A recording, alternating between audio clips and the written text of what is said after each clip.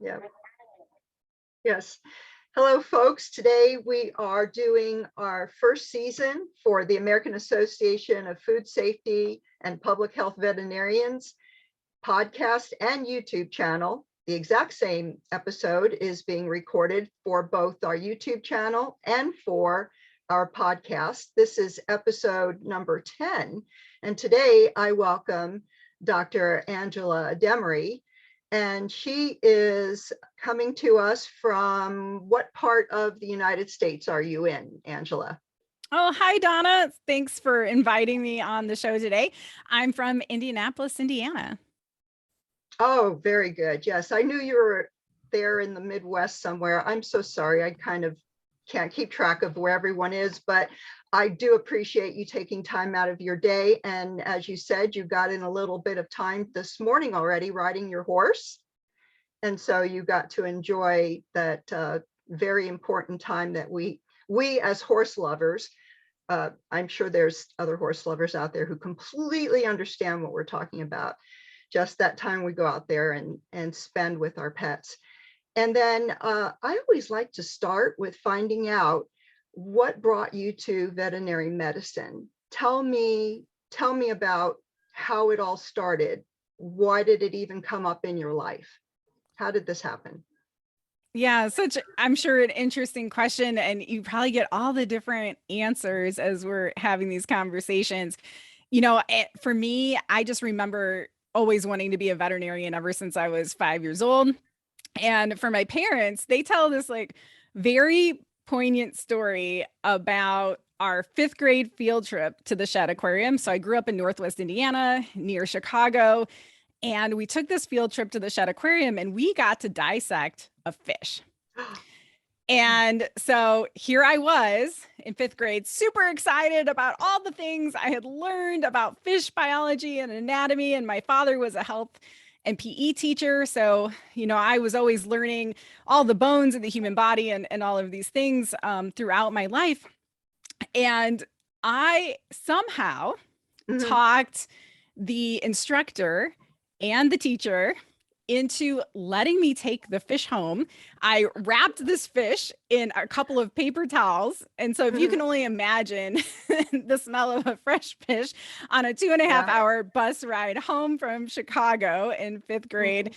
And I guess that should have been an inkling that I would be involved in politics and policy, because I somehow managed to talk my way into that as well.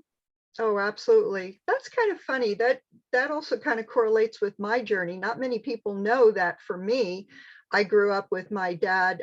He had a drift boat business. That's where you take people deep sea fishing. And so I would be on the boat with him. And as a little girl, I'd cut the little fish apart too. Like, I don't know, everybody remembers that in my family. It's more of a, like, yeah, she's been cutting things apart for a long, long time. And I think it was the same thing. What is it? How do things work? And we're just curious and fascinated, and that just stays with you somehow. It's just strange. You don't have a feeling of, oh, this is gross or anything, right? I mean, that's how we are as veterinarians. We never say, when that cat abscess explodes, oh, this is gross. It's more like, wow, cool, look at that arc. So well, I don't know. Some days, that would be pretty gross, I think too. So, well, yeah. I mean, there are those gross moments, although there are the really hysterical ones like that. So what was the start of it? Did you actually get to go to the university for your undergraduate that you also went to for veterinary school? Yeah. So 7 years, Purdue University was my home away from home. I remember my parents saying, well, if you want to go to vet school, you're going to Purdue. And this is completely unheard of this day and age, but I only applied to one college for undergrad.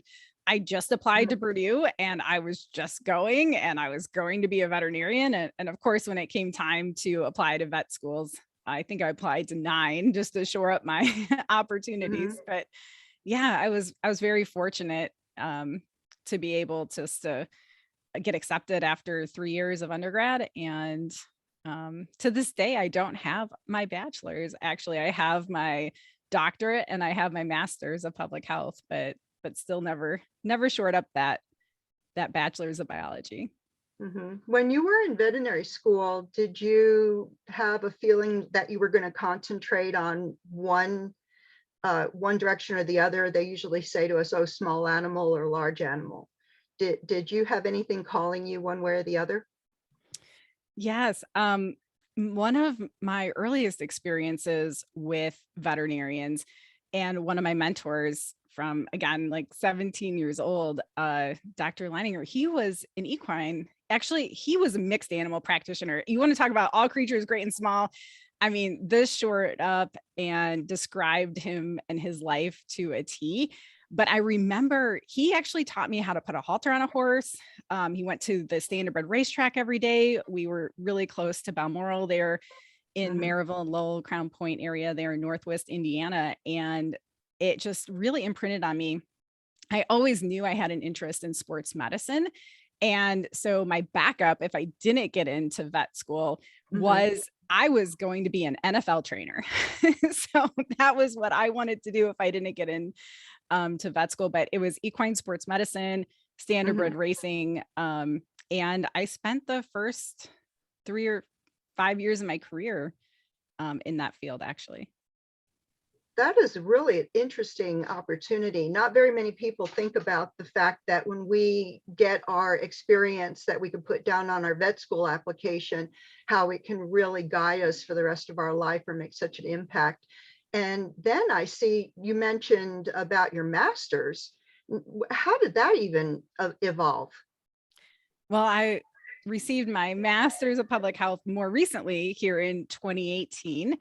And just like anything, the journey unfolds. Some parts good, and some parts maybe we wish it would have gone a different way. But I was actually working for the state of Indiana in the horse racing commission, and they eliminated the position about 2 weeks before my third and final service connected surgery. Mhm. And so I just started taking stock of what I could do, what I wanted to do, what I've enjoyed in my career, in my life. And public health policy is one of those areas. So I said, I really love to get my master's of public health. Mm. I think this will really serve me in the next stage of my career as I'm thinking through, the next 20, 30 years of my career. And I was just so fortunate to say, I really wanted that human health component. Mhm. Um, and so I participated in the University of Southern California's Masters of Public Health in Biostatistics and Epidemiology. And that was online? It was. Mhm. Mhm. Yeah, thank goodness for those. I ended up doing my master's online too. And so did you end up becoming interested in public health, perhaps because you had gone into the Army Reserve, which exposed you to more public health kind of component through things like food safety, or was there something else that brought you to that? Yeah, I think actually my time in Washington, D.C. with the American Veterinary Medical Association really Mhm. opened my eyes to the impacts we have as veterinarians in human health, public health, One Health, as we often talk about, and all of the roles and opportunities, and how much it really matters to have our voices heard in Washington, D.C. And when we're talking about either legislation or regulation, and how this background and this training can really make sure that we are looking at the public Uh-huh. health from a One Health perspective, rather than just human health, environmental health, animal health per se. Exactly. Yeah. One Health is exactly what you just said, all of those components. So I want to go back then and talk about what happened when you graduated from veterinary school and just kind of take you through your career, some high points. What did you do when you first graduated? Yeah, so I was a practitioner on, standardbred racehorse practitioner. So I was licensed in 4 states, traveled with the horses on the Grand Circuit, and really just enjoyed um, all of that sport had to offer. Oh, that would have been so incredible to get to be around the horses constantly like that. And then what was the next step that you took in your career? Because I know that at some point that must have been a little bit trying to be gone all the time. Did you find that was that had its pluses and minuses, and where did you, what brought you to the next step? Yeah. So um, really, I loved racehorse medicine. I loved companion animal medicine. And I just said, well, I had this great opportunity while I was in vet school to actually be a student extern for the American Veterinary Medical Association out in their Mhm. DC office. And I loved that experience. And I knew Okay. it was Mhm. something I always wanted to participate more in, Mhm. but it just, wasn't ever really sure what stage of my career that might be. And Mhm. so, I moved to Ohio for the first year out of vet school and worked in an all predominantly standardbred practice. I Mhm. was there were 6 other doctors in that practice, and we traveled with the horses through several different states.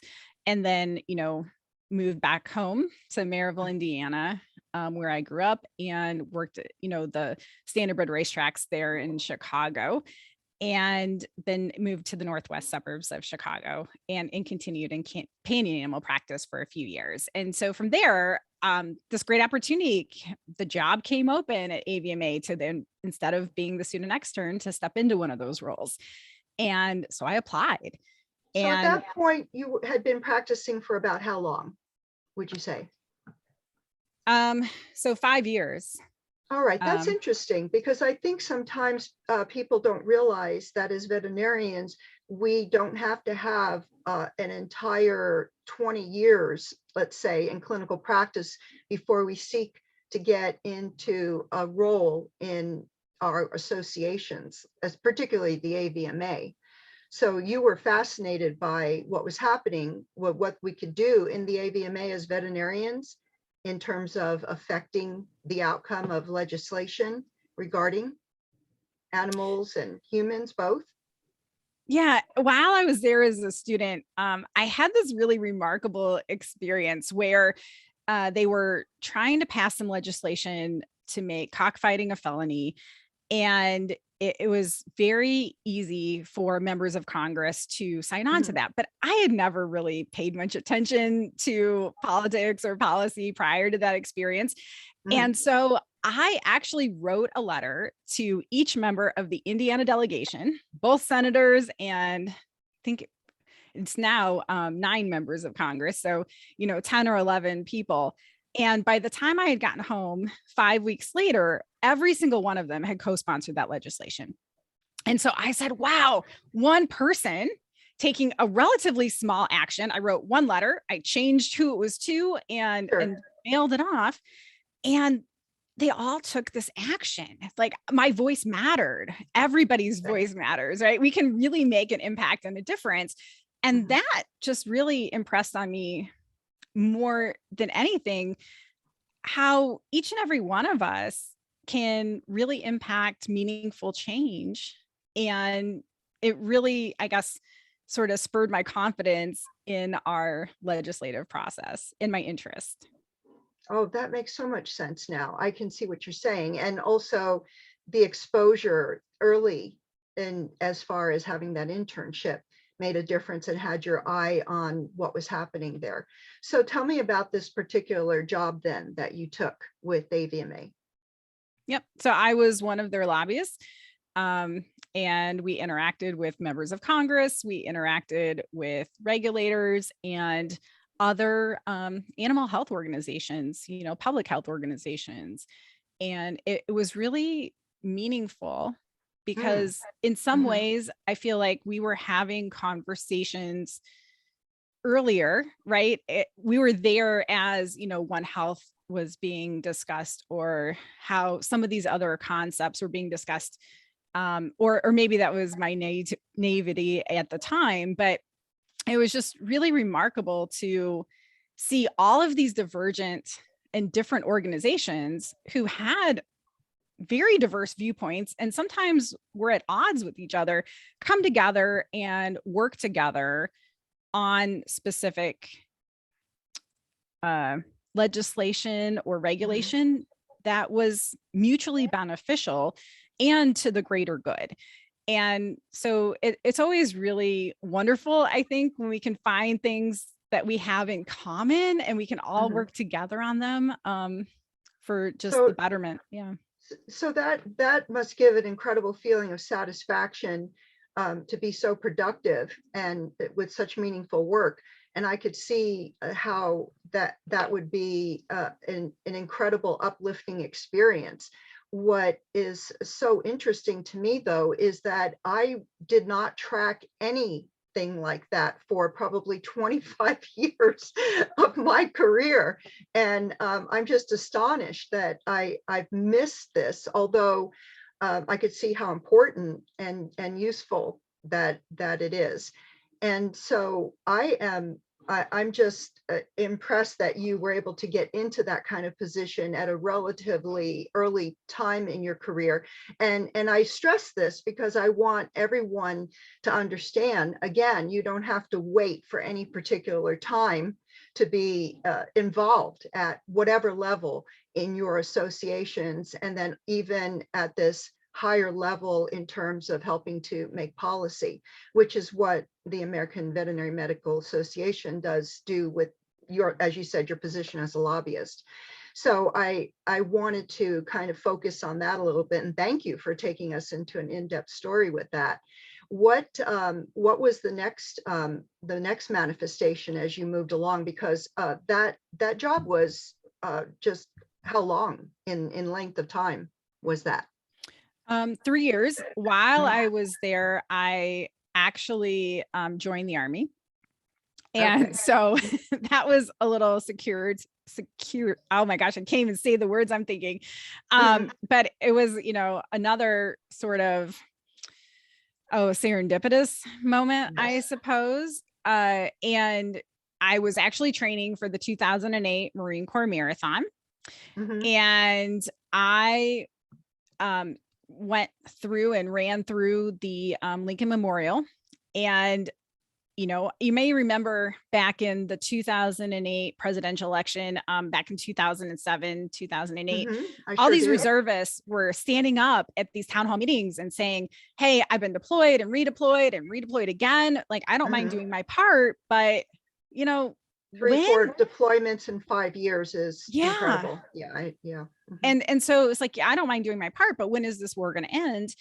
Mhm. And, I read that part of the Gettysburg Address on the wall there of the Lincoln Memorial that said it's up to each and every one of us to protect the freedoms of our founding fathers, that they held for us. And so, just to paraphrase, and I, was on a 10-mile run. So on the rest of my 10-mile run, I had this We're thinking. lots of time to think. Yeah. And I Yeah. said, gosh, well, if every one of us would just do a small part, it wouldn't be such a burden on Just a those few. few.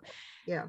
And then I got home and looked in the mirror and went, oh, well, I guess that means me, or I need to just forget I ever thought that. And Well, the good so news is that I you were did it. fit enough to go through this marathon, which I won't tell you what what it was like for me to have to run when I first got into the Army for PT. But of course, I was quite a bit older than you were. So the good thing, though, is that you were able to segue into that role as an Army Reserve veterinary officer, right? Mhm. And I Yeah. see that you ended up deploying to Kuwait. Yep. Kuwait, Kyrgyzstan, traveled through Bagram several times to Mhm. get to point A to point B. So it's always quite the experience, I think, on deployment that way on it. And then after I joined the Army, and I was in DC for 3 years total, you might remember 8 Bells, the Kentucky Derby, and that famous breakdown. And at the same time, as luck would have it, the Indiana Horse Racing Commission had posted a position for an equine medical director. And Okay.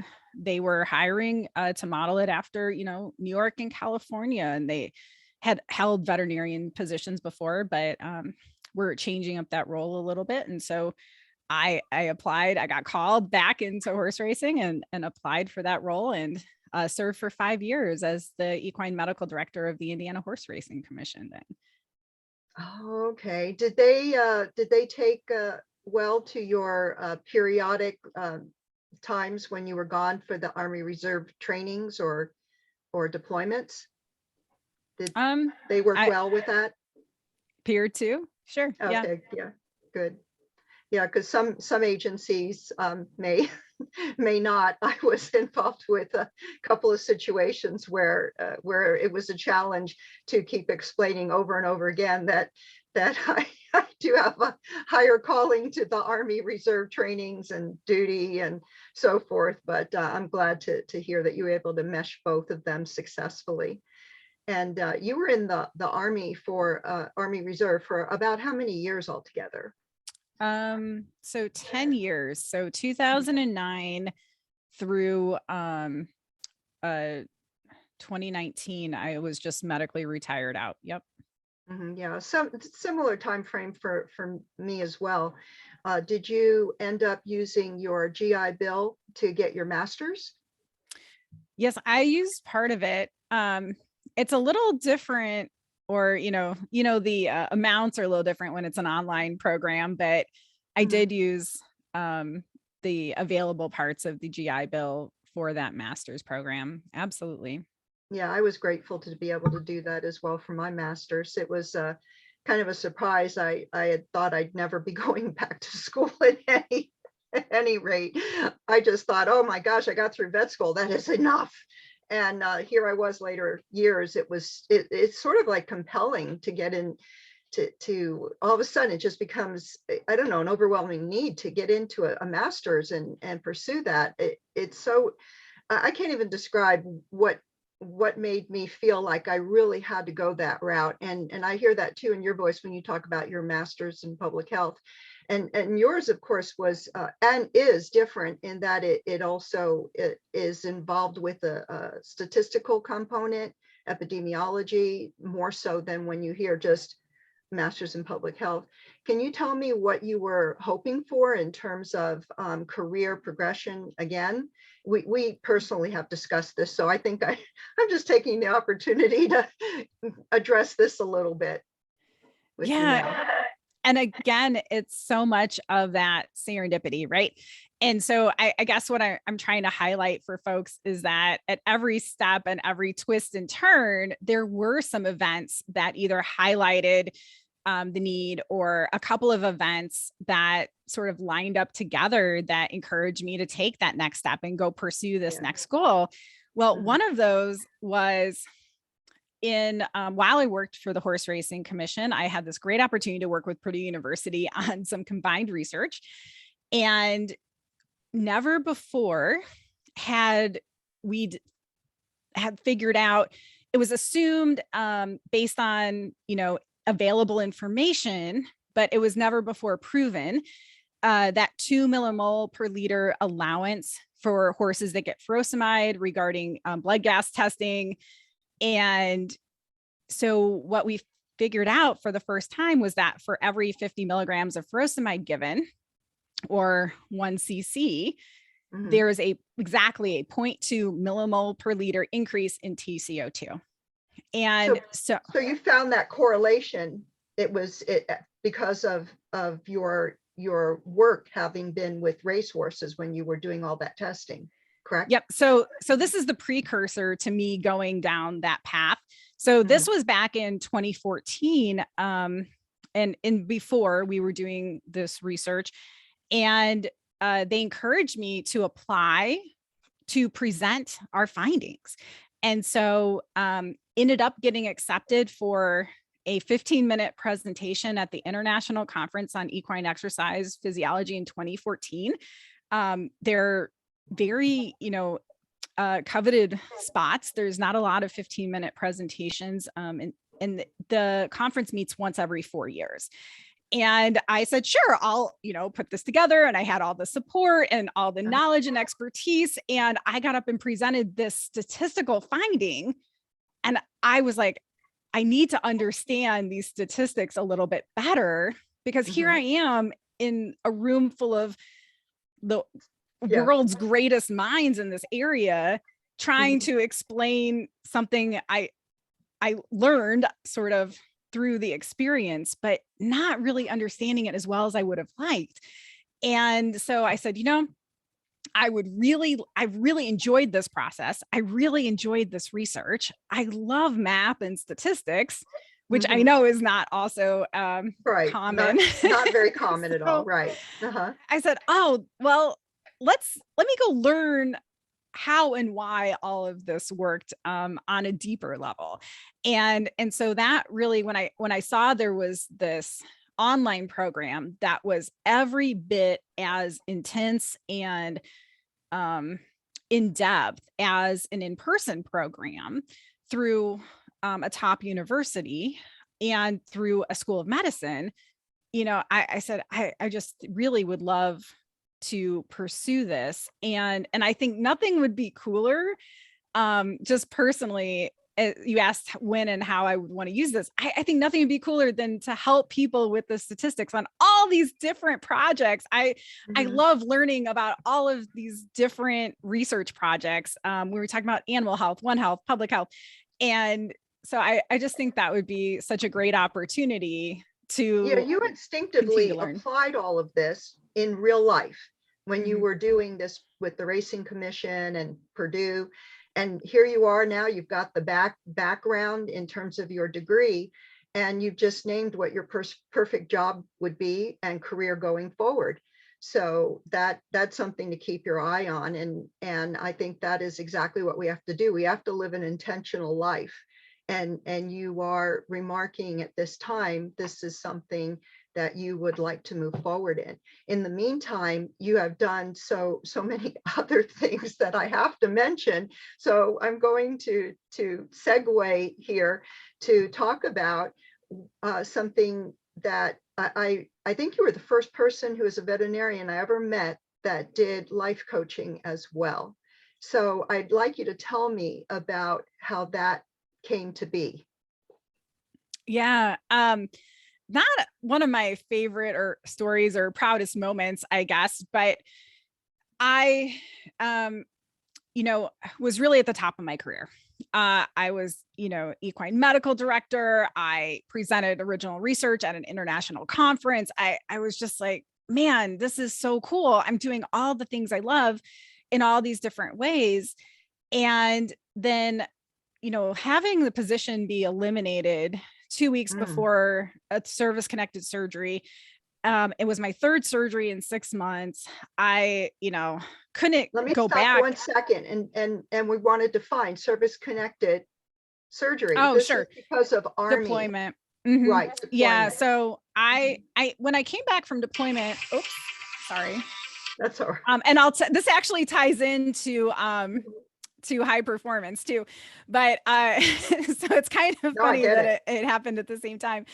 But yeah, when I came back from deployment, I was needing a hip surgery, but because of how long it took, there's a hip back correlation, and because of how long it took to get that surgery approved, I also needed back surgery, and so I just had back-to-back surgeries every 3 months.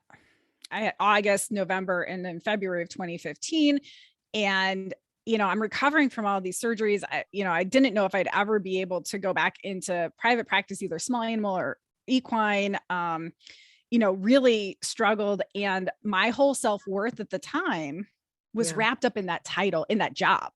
All I ever wanted to be since I was 5 years old, remember, it was to be a veterinarian. And I just, boom, you want to talk about crashing and hitting rock bottom when that identity is taken away.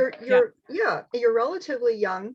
Here you are at a point, like you said, you're at the top of your career, peak physical performance, having run in that marathon. And I think sometimes people don't take into account what it means when, let's just say it, our body fails us and there's pain, there's the inability to move, to sleep comfortably, to have any real rest because of that.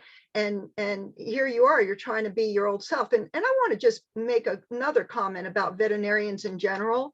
We are some of the most healthy people.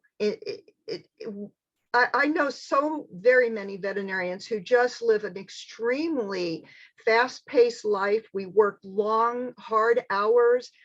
I mean, honestly, I think we couldn't even get through vet school if we weren't those healthy, strong, dynamic people. And so when all of a sudden life hits you in terms of a medical problem, and I just talked to one of uh, our other members here is Dr. Laura Rothfeld, and she's in the same situation. And, you know, life's hit in terms of a medical deployment from deployments. And the Army is always expecting and does not accept that you are sick. It doesn't matter how sick you are. You know, even when I was in basic, I ended up getting a terrible, terrible sinus infection. And I make my way over to the sick call at like 6 or 6:30 in the morning, and they put me on antibiotics. And when I got back, they were just about ready to start serving breakfast. And the cadre, those are the teachers for us, us officers, said to me, "Go serve breakfast." And I had a contagious medical upper respiratory problem. Yeah. It was like, no, we don't believe you, even though you're on antibiotics. Here you go. Go do this. So this is just the Army approach. So you end up pushing. And as a veterinarian, you push as well. And your body is in this situation where it's not responding, or you're in a lot of pain. I understand to some degree, but for you had so many things that were, like you said, you were at the top of your game. I can't even mentally grasp how you could face that on a day-to-day basis. What did you do to get help? And tell me how that got you into the coaching. Yeah. So I think that's just like a warning, right? We should never have our self-worth wrapped up in a job title. And that was a great lesson that I learned later in life. But I think we're a little more aware of these dynamics now than we were, 20 years ago when I was going through vet school or graduated vet school. And so, with that said, I said, well, okay, great opportunity, right? What is it I want to do? What is it that I want to do with the rest of my life? What do I want my day to be like? And I just kind of started asking questions, or how do I want to feel? And I said, oh, I want to have more fun. Okay, great. Wow. Like, I mean, it was again, at some work, point, right? Yeah. it was literally that simple. Like, I want to have more fun. And so I said, well, who could I have, like, what organization or what group of people are fun people, right? And so I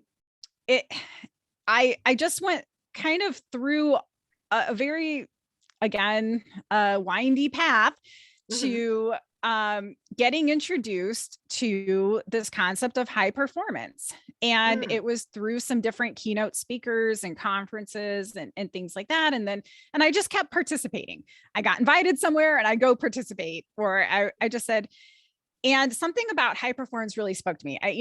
As a veterinarian, and I'm a science-driven person. I want the hard facts. I want the science. I want to know that there's research behind these tools and tactics. I want to know that they're the same tools and tactics that Olympians and Fortune 50 executives are using, and presidents of the United States, and so that really spoke to me with that science-based backing and the research behind high performance.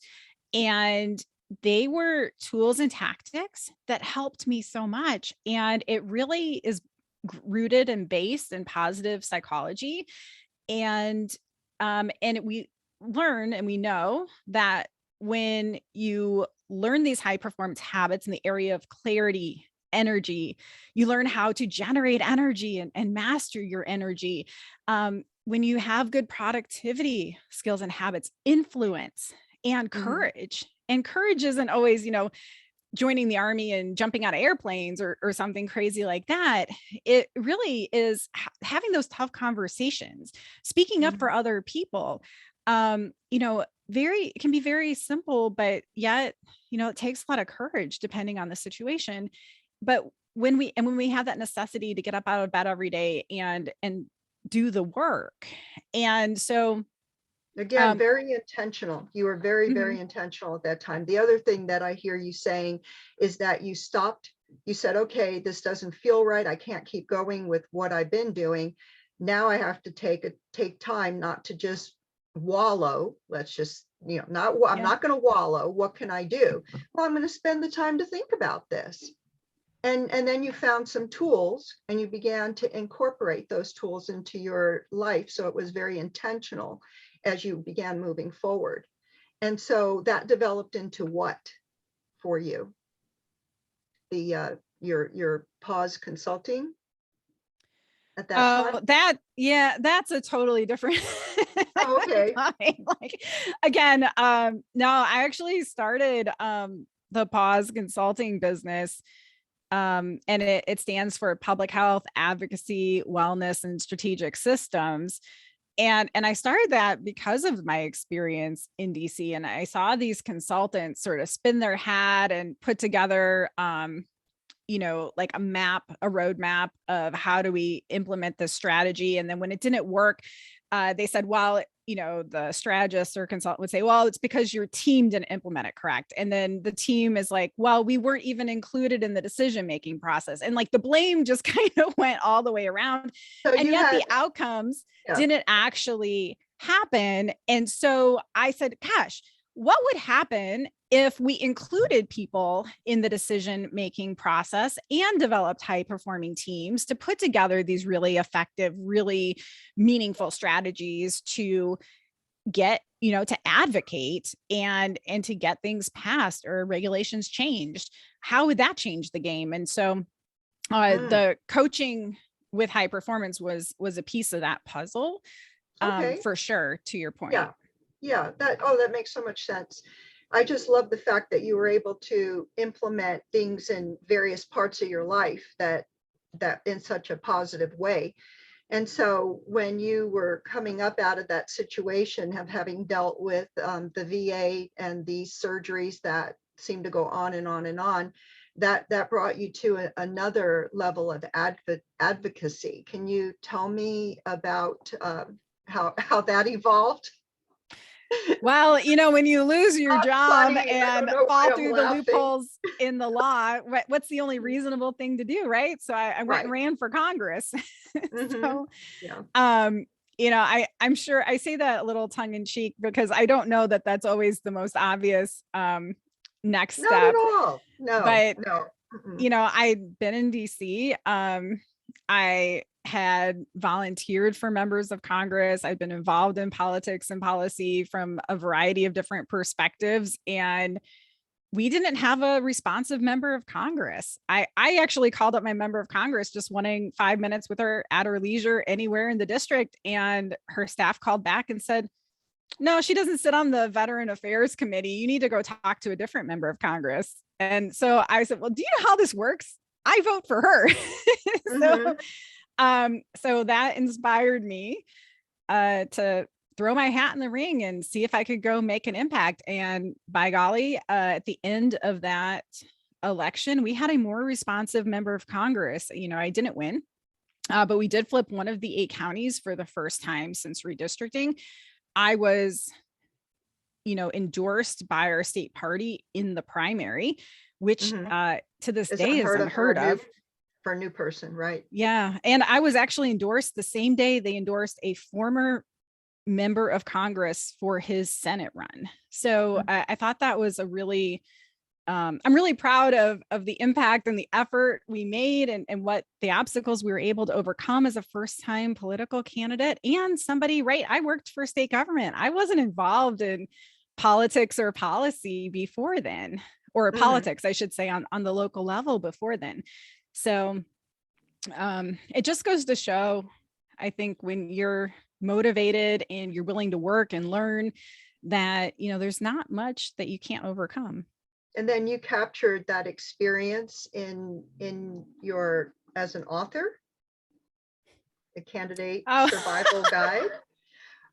Um, I didn't know she was going to do that. Sorry. yeah, well, Oh, it's very kind of you. and there's again, veterinarians that let's see, I've interviewed 10, and out of that, you're the third one who's an author. What are the chances? I think veterinarians are pretty big go-getters. I'm surprised. In some ways, it's probably not more, right? I mean, three, that's a lot. Yeah, honestly, I take that back. Oh my gosh. I have a couple that have written journal articles, peer-reviewed articles for journals. So I just have to, it's not just being a book author, folks. I No, do there's want so to many put, great things. Yeah, yeah, people are amazing. I love our profession. Yeah. Yeah, that's exactly what I'm saying. So, so I have to tell everybody that I did get this book from Angela, but I made her inscribe it, not just sign it. she, she says, Donna, from one vet to another. Now, folks, this is an inside joke, which you've heard us say before, being a veterinarian and a veteran. And she goes on to say, never stop innovating, advocating, and disrupting the status quo. And this spoke to me. So thank you. I have to tell you that I just, again, feel like you have accomplished so many different things in such a short time, really, relatively speaking, with some of the other interviews that I've done so far. So tell me about how this book evolved. How did you just decide, I'm going to write this, and why is this important? Yeah, that's a great question, Donna. Sometimes there's just that impetus inside of us that just says, I have this information that I want to get down on paper. I want to share with others. I want to encourage and inspire others to run for office. Yes. Whether it's at, the local political level, or whether it is in veterinary associations or your professional association, because we can have an impact, and a really meaningful impact, at every level. And after I lost the bid for Congress, I ended up running for president-elect of the AVMA, and I traveled to like 26 states and 20, maybe 20 states, like Wait a 26 second. times. You put I mean, it's yourself crazy. through this twice. Yes. Oh well, I knew God. how at that point. I said, well, this is like ingrained in me. I just keep going. Right. And so, Sure. Yeah. Oh, that's fair. But it was just one of those moments where I heard a lot of, well, I said, well, why can't someone in the middle of a career, run for this office? And it's like, oh, well, you can't take 2 or 3 years off your life, and you can't do this and you can't do that. And I just said, well, actually, it's a paid position here. Here's all the chunk, all the reasons why someone can. And they were like, well, why don't you? And I said, well, let me see if I can find someone else to do it. So I called like 6 people who I thought would have been amazing candidates. And I said, will you run? Will you run? I'll help you. Will you run? And they all looked at me and said, I think it's your turn. And so I, threw my hat in the ring. It was surprising because I didn't go through the usual process, but the process was there. It's clear, it's written down. And again, part of what I wanted to show folks is that you don't have to follow all the unwritten rules. If you're doing things for the right reasons and you want to serve in your heart, that it's okay to step forward, and it's okay to raise your hand and say, I want to serve in this way. And when you feel called and inspired and motivated, absolutely. And so I wanted to share a little bit about my experience, sort of the good, the bad, and the ugly, and also how I overcame some of the barriers and roadblocks and hurdles along the way to help others. Yes, yes, exactly. That is, yeah, I think you were a little ahead of your time, dare I say, for what you did, but you also pounded that wall and you punched a hole through it. I'm positive you did, because we could see Thanks. where things are now, where there's younger candidates that are stepping forward for positions in AVMA as president and vice president. I was kind of shocked to see that when I looked to see who was running and coming up for that. So I'm positive that your efforts did yield some unexpected, let's say, benefits. Yes. So if anybody wanted to get your book right now, and where would they be able to get it? Oh, sure. It's for sale on Amazon and it's called Candidate Survival Guide, Leadership for the Campaign Trail. I will make sure that gets in the show notes too. And I want to make it clear that this is a book for any candidate. Again, it's not just for a veterinarian running for office, correct? Sure. Yep. Mhm. Yeah, and or running for an ABMA position, although it would be very helpful, I'm sure, for any of those. The point is that this is a book. It's an easy read.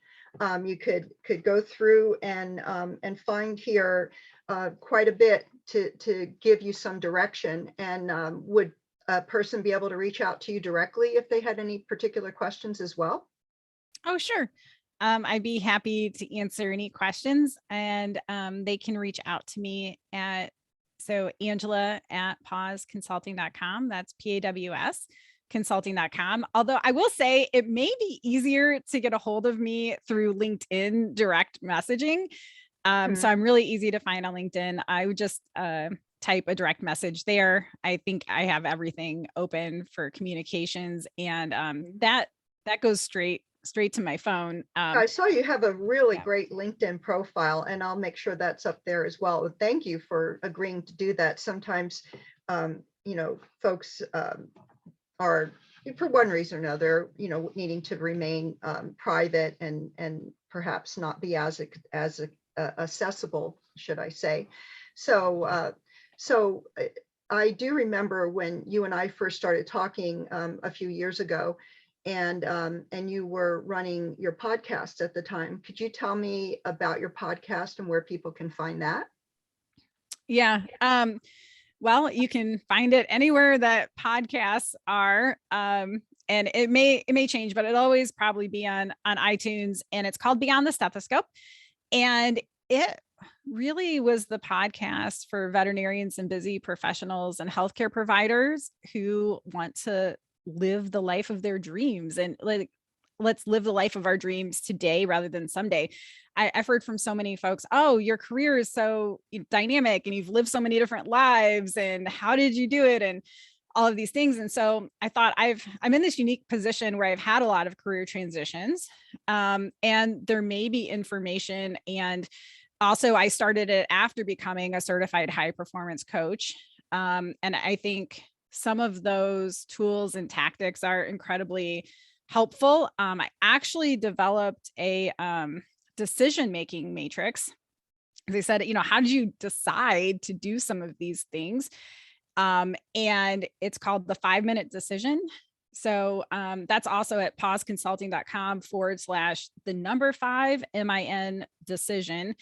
And I can send you the link to that as well, but it's a free downloadable worksheet, basically just asking some of these questions on, what are your values? Is this decision aligned with your values? And the podcast has a lot of what I like to call the busy professional survival guide in there around motivation and how to keep yourself motivated even when times are tough or you don't feel like it, for example. So I had a lot of fun. I talked with some really amazing guests. We've had guests on the show like David Meltzer, who was the former CEO that the film Jerry Maguire was inspired by. We had You did interviews that were quite remarkable. it was really a lot of fun. And I'm in the process now of Beyond the Stethoscope podcast, maybe sunset. I'm not sure what the future holds. So I'm reevaluating all of these Yes. endeavors that I Yeah. have going on. Well, But it makes sense. You know, yeah. the same thing happened with Michelle Fenistil. She had her podcast going for quite some time, and now it's kind of in a legacy mode where it could still be accessed as a great body of information and content and available to people. And I want to make it really clear to everyone here that it's important that even if someone does not continue going forward and doing a podcast for the rest of their lives, that that like anything, it's something that can be looked back on, and it should be available to people as well. So right now it's on iTunes, and you can get back and people can listen to back episodes, correct? Oh, I mean, it's on, iHeartRadio, iTunes, Stitcher. I mean, you name it, it's there right now. So anywhere you like to listen to podcasts, you can absolutely find it for sure. Yeah. You know, when I was listening as well, because I do listen to my friends' podcasts, I remember thinking to myself that it is something that is useful for those veterinarians who might be at that point where they're feeling overwhelmed or up against a wall and obstructed, or maybe even sinking into like a maybe a depression of some sort.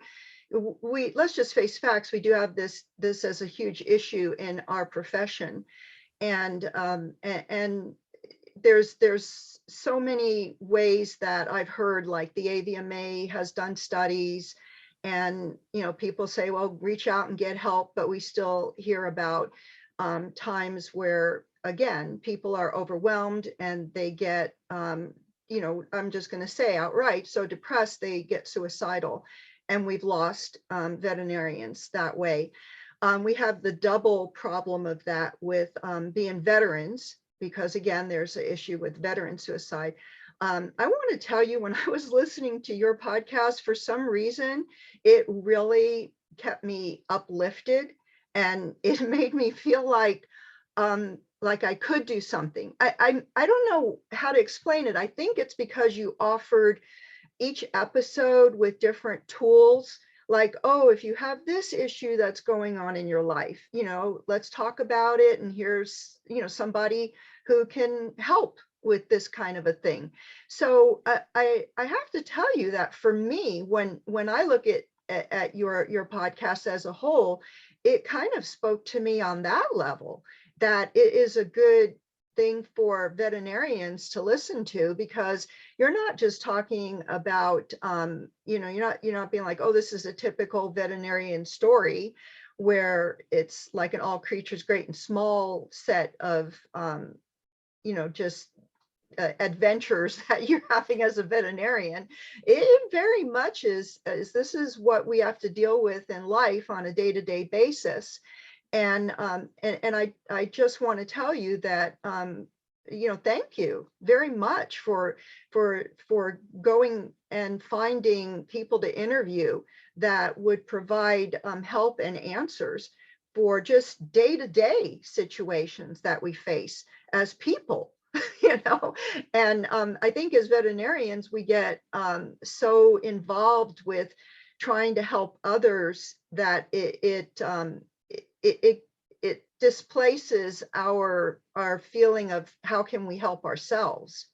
So I just was very impressed as I listened to that, and it made me think in the back of my mind that I could do a podcast too. So you're partially the reason why we're doing this today for our association. So I want to take a moment and go back to the time to when I first talked with you about coming in as president-elect. And can you tell me what finally prevailed on you to take up this other type of again a position to help veterinary medicine as a whole, which is what we do in our association? What was your thought process back then? And by the way, thank you for doing that, for saying, yes, I will take over from you. So what has that been like? And tell me about what your mindset was at that time. Yes. Well, as I'm sure it's a little obvious from my career and in the earlier parts of this conversation, I really have a passion for organizational veterinary medicine.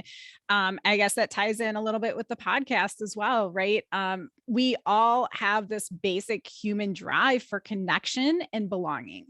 And I think organizational veterinary medicine is a great way to foster that sense of belonging, that need for human connection, people that understand what we're going through on a day-to-day basis. We have similar but very differing careers and career paths. And the human experience is the same regardless of our professional experience, but it does help when someone say, yeah, I'm going through the same thing, or I have a similar day to day. And so as we're looking through that, and I had been striving for leadership positions and to become a better leader. And I think sometimes serving challenges us to get to that next level. That how can we mentor? How can we support? How can it, I think some of the best leaders ask the best questions. And how can I challenge myself to ask better questions, to learn what people's needs are and to serve.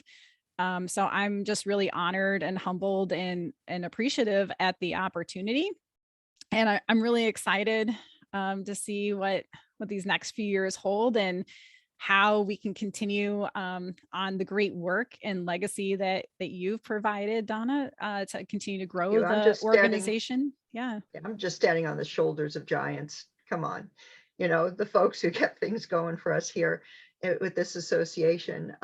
I have a few things that I wanted to do with bringing our association into more relevance, and I've gotten one or two of those done.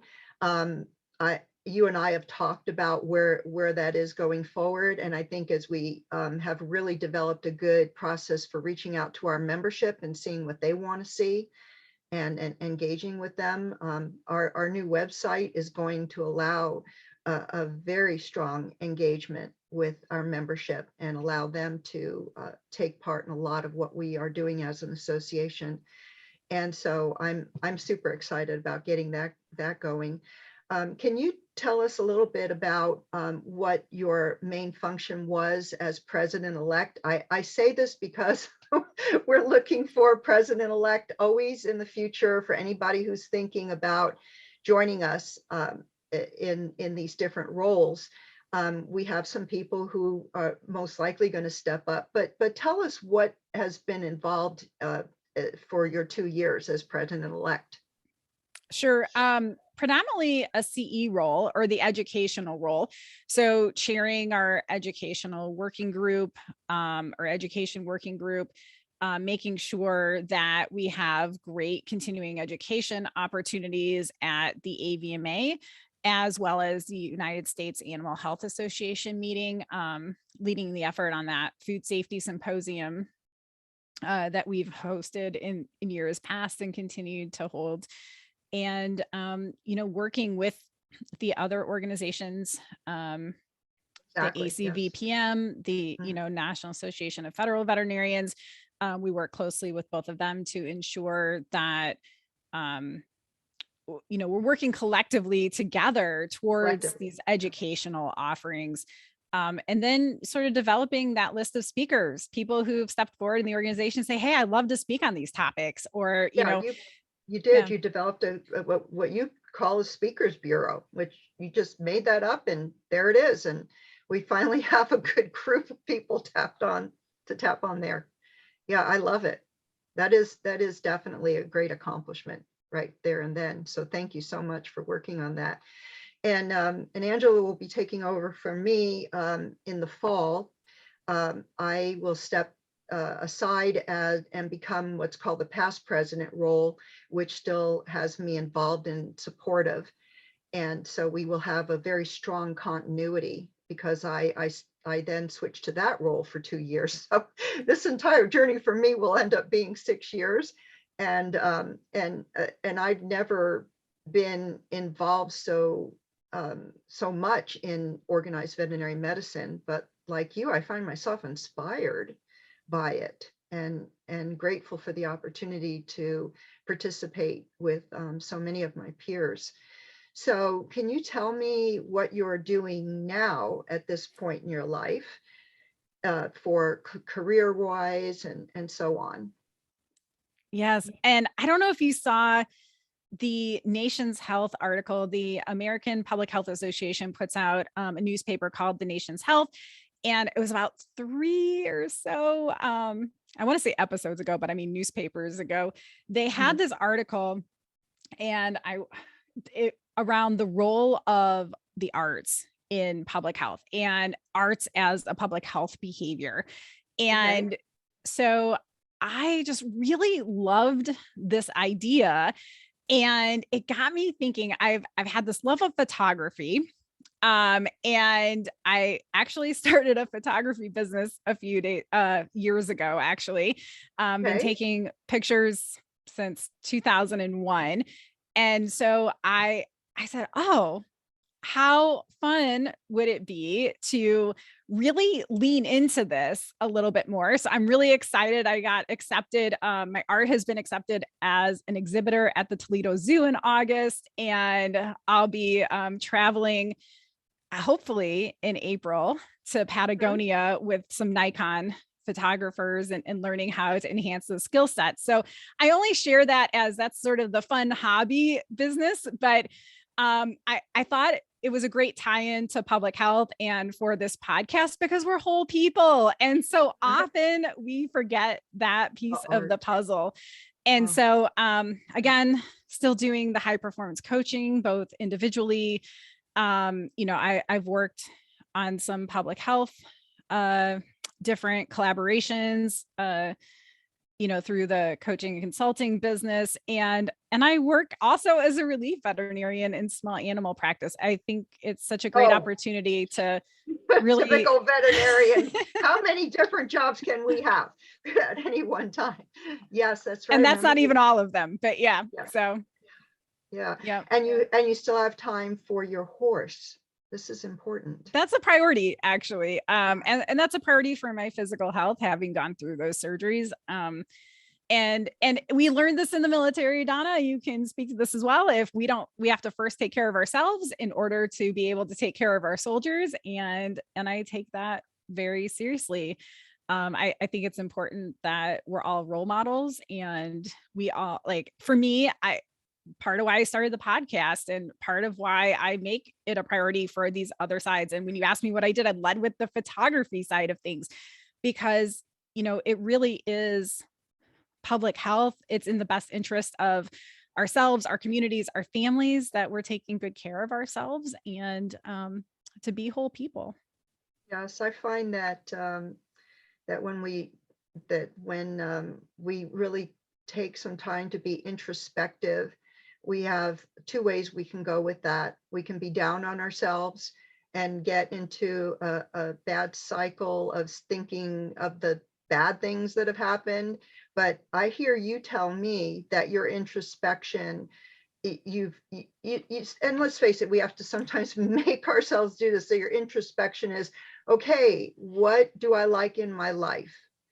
Oh, wait a minute, I have time. Maybe I can lean into this.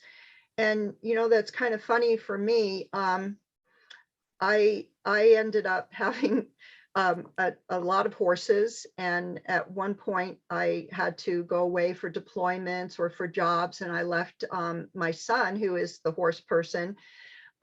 He's 30 years old now, but through this whole time, the past 10 years when I was gone, he was the person who took care of them. And so he's really fantastic with them, but he's not as interested in riding or what have you. But one day he's like, Mom, how come you have so many horses? Because now I'm up to 5, and I bought one last year, another one. I paid a lot of money for her. She's really well trained. And it was because, well, I missed this whole time when the other horses, I was gone, and I missed Mm. this time to train them. And now they're just pasture pets, and they're really beautiful to look at. And oh, well, one's really great for photo ops. He was in a wedding last year. But I wanted this other horse because she is just so great. She loves to come over and have treats, and I get on her and I ride, and I find that I'm getting stronger again because I had lost a lot of my strength that came with riding. And when I hear you talk about, how you need it like for physical therapy, let's say, um, it's true because there's so much strength that's involved with dealing with horses. I mean, just putting the saddle up, and I have a heavier saddle, not a little English one that's just a few pounds. And I have to get that on this 16 and a half hand horse. And I don't get up on a stool and do it. I just push that and I right up over get it up there. And I am getting stronger and stronger all the time just because of having this horse that loves for me to, and be involved with her. And this is something that's important for my daily health.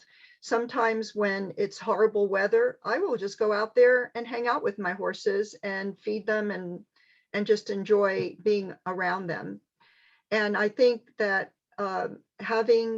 being a veterinarian, having this opportunity to have so many horses, because so many other people couldn't afford it because of vet bills alone, let's just call it what it is. I have to tell you that I'm hearing you when you say, what are we going to do next? Let's stop for a moment and take stock of where we are. And I'm going to personally do that when I'm sitting down and enjoying that really great time with my horses outside. I'm going to really think about things because I am at that point now where I'm going to be changing roles. As I said, if I go into past pet president with less duties, I'm not going to be as busy with this. I'm thinking, what am I going to do next? And I want to thank you for being so inspiring with being able to just talk about all the very many things you did. And it wasn't like, oh, you had to get all this special, like a degree for this or a degree for that. It's like, no, this is a skill set that I have. I'm going to work with it more. And I feel that speaks to me very strongly. And so I want to encourage anybody who's at that point in their life where they're feeling maybe a little stuck, or they know that there's a huge change coming up on the horizon. And take a few minutes to sit back and really be intentional. And then I have to go to your website and do the 5 minute, what was that again? 5 minute? The 5 minute decision. Yep. It's your solution for decision fatigue. I think we all have it, but I would love to take this opportunity, Donna, if it's okay with you, to challenge the audience, something you were leading into sharing. And thank you so much. I'm so grateful for this conversation and that we were able to have such an inspiring conversation today. But what helped me decide and figure out what were priorities for myself and how I wanted my life organized and how I want to work and what I want to do was a very simple fill in the blank. And it was a really meaningful one. So I challenge everyone out there who's listening to this today to do it for themselves. It's, I know I'm successful when. What is that for you? Just answer it for yourself. I know I'm successful when. And for me, and when you can sort of answer it and you're busy doing something else and that, answer just pops into your head, and you might, I said, oh, I know I'm successful when I can ride my horse in the middle of the day. And I went, oh, well, what would that look like? How would I accomplish that? And it was really surprising to me that that's my definition of success. Like, it wasn't something I was expecting. But I hope it's as meaningful and helpful for the audience members as well. Yes, that's beautiful. Well, I normally ask, what else is there that we haven't touched on that you want to touch on today before we close out? Gosh, Donna, I think we covered everything and then some. I've also participated in the startup world as a co-founder for some technology that has spun out of Purdue Engineering. But that's maybe another conversation for another day. It has some public health significance as well. But Very good. Anyway, Then I will yeah. make sure we put a little remark about that in the show notes so people can see that too. And I want to thank you for taking so much time today. As usual, I can't limit my time talking to my peers, and they have such interesting lives. I love to be able to share that with the world. So thank you for coming into this venue and doing this with me today. And I look forward to many more interactions in the future. So you take care, and we'll sign off for today. Thanks, Donna. Have a great day. You too. Bye.